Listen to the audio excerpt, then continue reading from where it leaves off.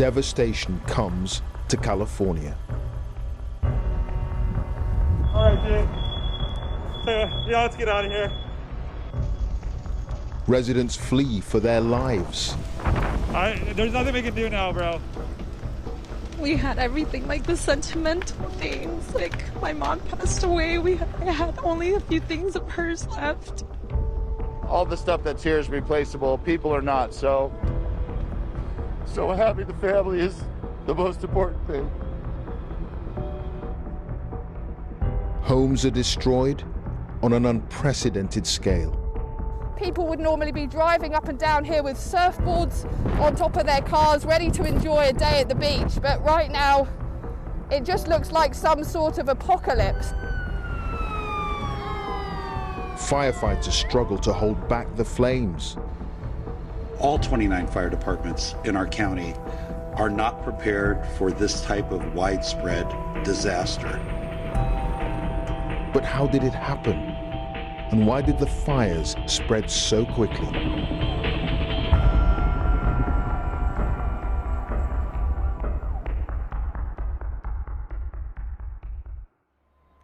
Los Angeles is America's biggest city on the West Coast, and people here are used to wildfires. They've destroyed homes and businesses time and time again, but no one could have predicted the scale of the tragedy about to unfold when news first broke of one fire in one community.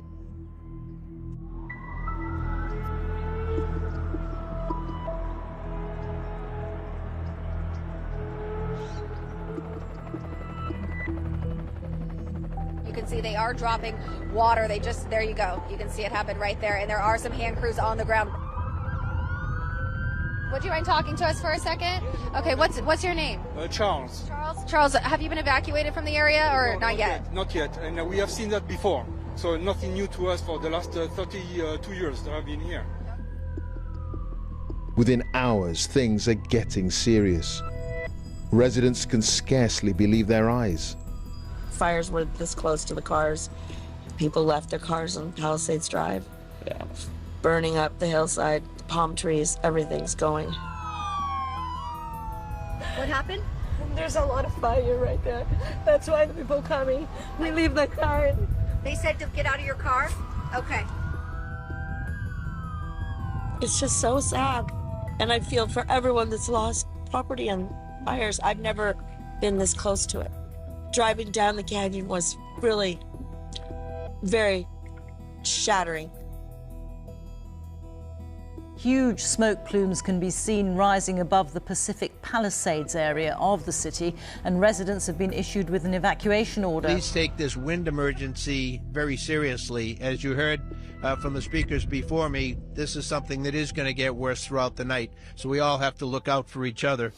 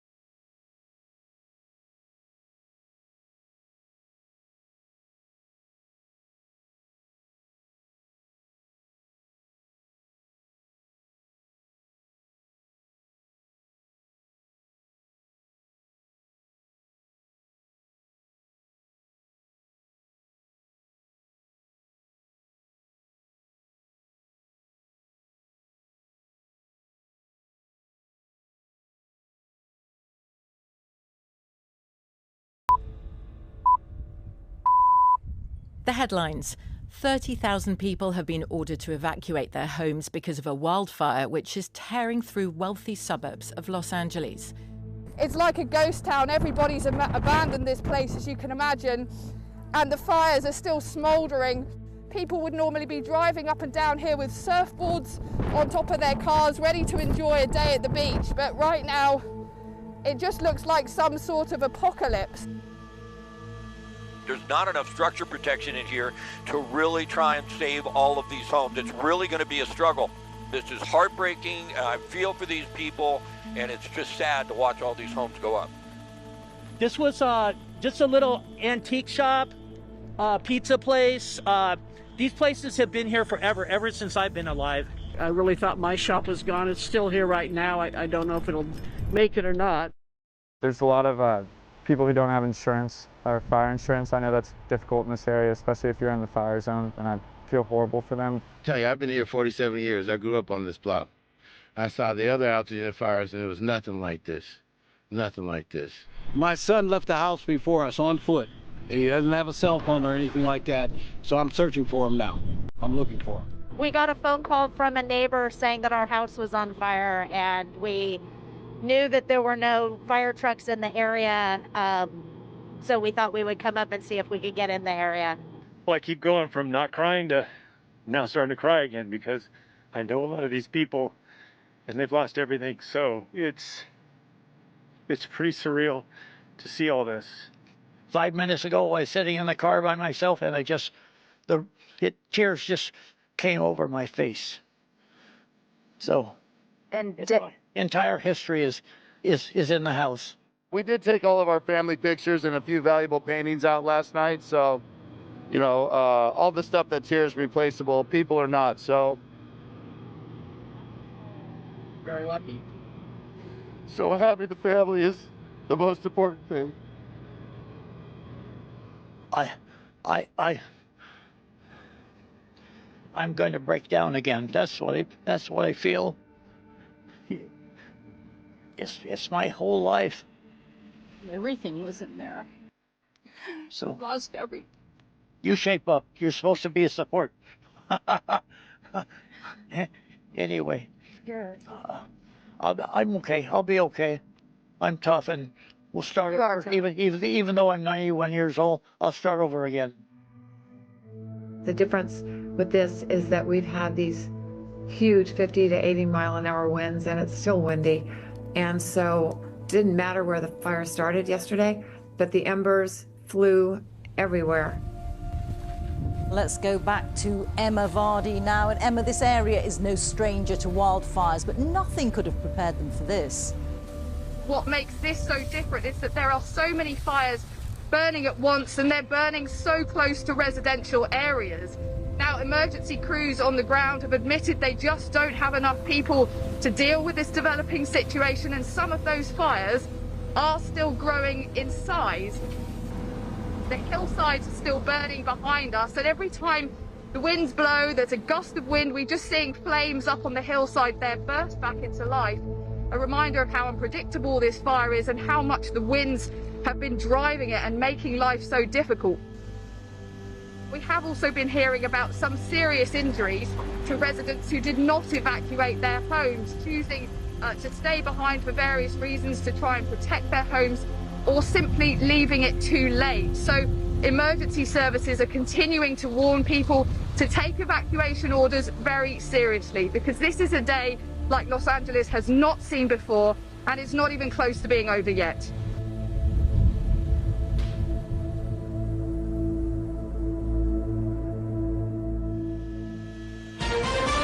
This is CBS News on the Hour. The Southern California wildfires are not only some of the most destructive in state history, they've turned deadly.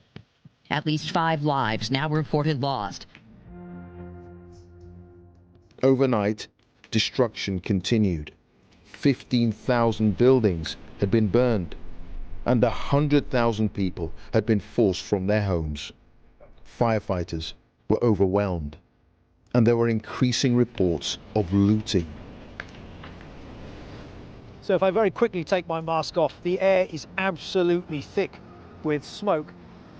The fire crews here tell us they have a shortage of water, and in many instances they're having to stand and watch these properties burn. It is a losing battle. I never thought it would come through here. David was hoping his home might have survived, but the whole neighbourhood has gone, and with it, his house too.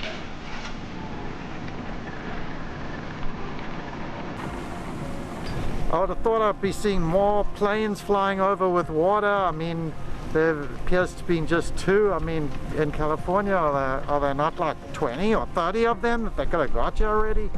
I would have thought the firemen would like take a stand on a certain area. Maybe they did, and I'm just not seeing it, but...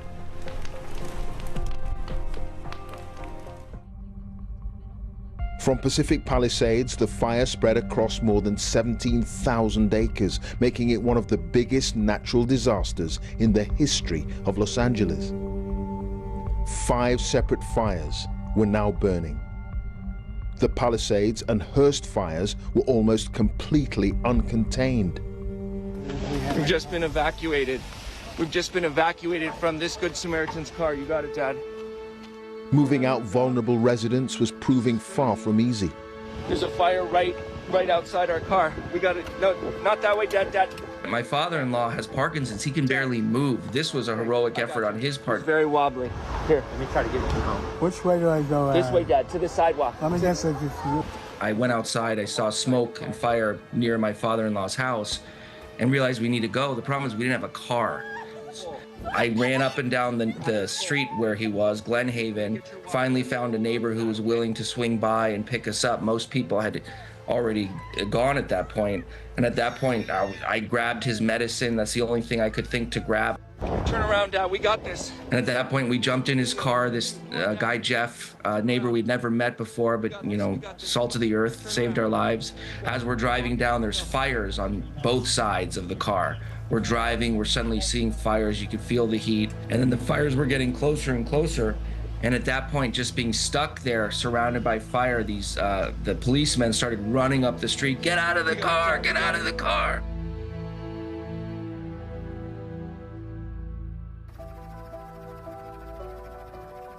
The authorities in Los Angeles have issued a powerful warning against looting and other criminal activity in areas abandoned by people fleeing wildfires. 10 people are known to have died, but officials expect this number to rise. On day 4 of the disaster, tens of thousands of acres have been destroyed. Residents are asking why help wasn't coming more quickly. It's just not enough crews, you know, enough people. I think they're undermanned. I think that budgets have been cut. We actually came to say thank you to our house for being good to us. And we were good to it. So.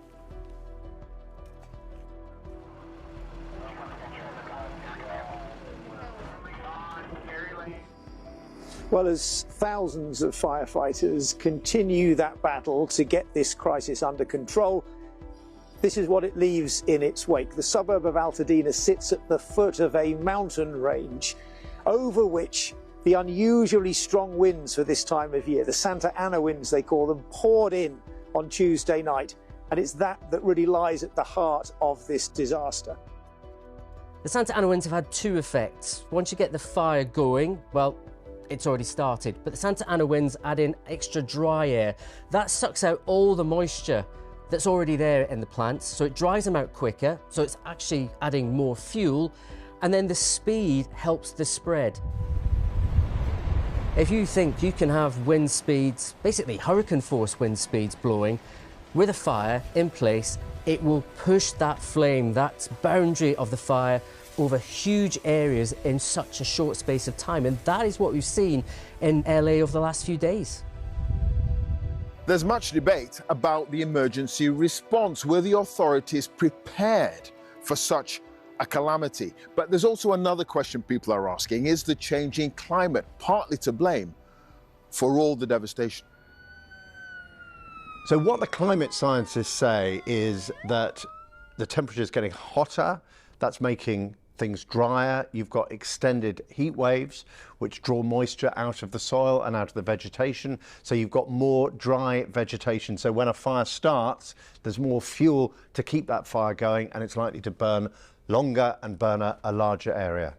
The National Oceanographic and Atmospheric Administration did a paper looking at the relationship between temperature increase and wildfires. They found that climate change had caused an almost 200% increase, so almost doubled the area burnt by wildfires since the 1970s. People are saying now $150 billion, the most expensive fire in US history and presumably in world history. So as a climate journalist, you look at this and you say, this is one of those kind of key events in the history of the whole planet's understanding of the potential impacts of climate change.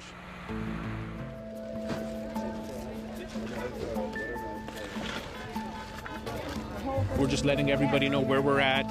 We're taking donations, any types. There's anything from kids supplies, pet supplies, food, anything you could think of that we could help you with. There was a lady here offering housing for people that have lost homes. We're just trying to help in any way possible in a hard time like this. I came here because I'm in need. I lost my house, my childhood home. It's just devastating. This is crazy. City I grew up in is gone. We wanted to see if we could get water because that's the mostly thing that we're worried about, the water. You know, we need water. Prince Harry and his wife Meghan have been meeting some of the first responders and victims of the fires at a World Central Kitchen site where food is being distributed. The couple spoke and, as you see, hugged some of the people who'd been affected by the Eaton fire. It's believed that they'd already contributed clothing, children's items and other essential supplies.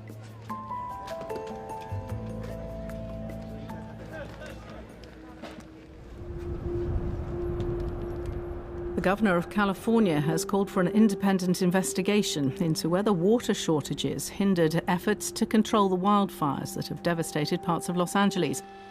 Firefighters are still trying to contain the blazes. Beautiful job. By Saturday, 6 fires were burning. Poor air quality caused by billowing ash and smoke prompted the authorities to declare a local health emergency. The number of dead climbed to 11. Determining the cause of these fires is critical, and to that end, Mayor Bass, Chief Crowley, and I are announcing, in conjunction with our partner agencies, the creation of the Los Angeles Regional Wildfire Investigative Task Force. This task force is made up of local, state, and federal partners designed to investigate the cause of these fires and to see if there's any connection between them. At least 16 people have died since Tuesday and about a dozen others are missing. 4 large fires are still burning, and officials say that the threat will remain high until Wednesday because of strong winds.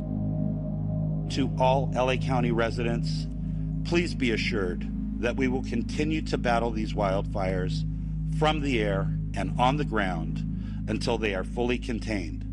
We stand alongside all of you as we begin repopulation of evacuated areas, establishment of disaster recovery centers, and the rebuilding of your homes, your communities, and your lives.